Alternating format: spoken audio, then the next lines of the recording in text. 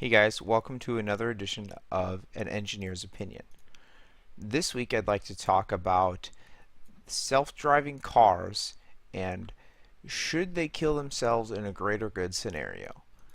So here's the article that I found, and basically it goes on to say that if there's a self-driving car coming down a path like this here, where there's a wall on either side, there's no way it can swerve to avoid everybody, and so there's going to be a fatality.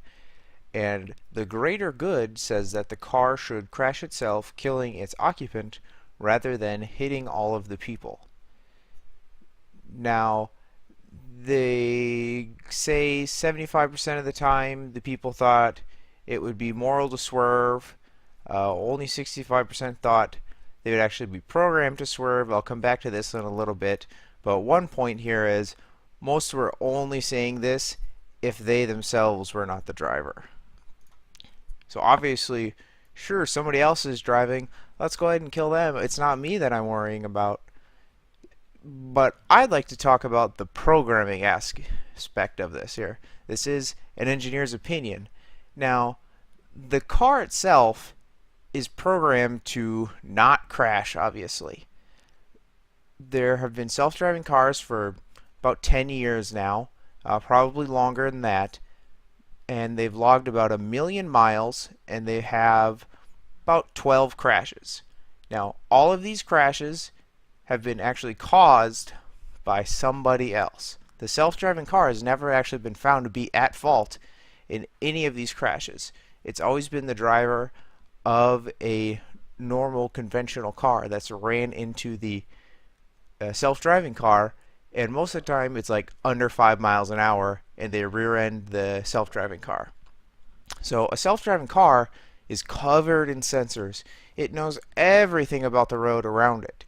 So it's not going to be driving in such a manner that it does ever have to make a decision like, oh, should I hit these people? Should I crash this, into this wall here? It's going to say, hey, there's people up there. I'm going to go ahead and slow down and stop.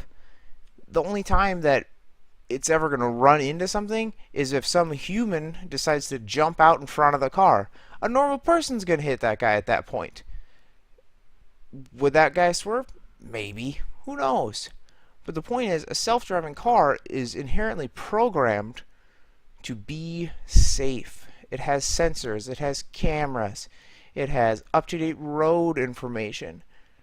It knows exactly how far it can follow a car and safely stop. It can see an object in the roadway and know, I need to slow down. I'm going to hit this. It's programmed to be safe. Now, we've all seen the TV shows where there's hundreds, all the cars are self-driving. I'm thinking like iRobot. They're all going 100 miles an hour. That's because all the cars are networked together. They all know exactly where each other is, and they all know how fast they can go. That's the beauty of the programming here. Now, the self-driving cars we have today, these aren't artificial intelligent cars. These are following a strict set of programming guidelines.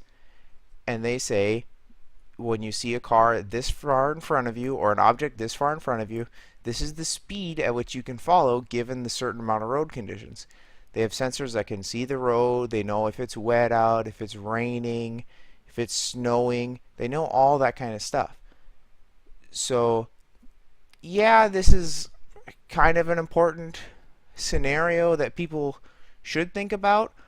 But no matter what the car does, if it hits the people or if it crashes and kills the guy, whichever one it does, the family members of the one it hit, they're going to sue him. They'll say, oh, your car shouldn't have crashed into there. Your car should have hit these people. Your car should have been safer. Well, they tried to make it safer. The humans caused some issues here. That's an engineer's opinion.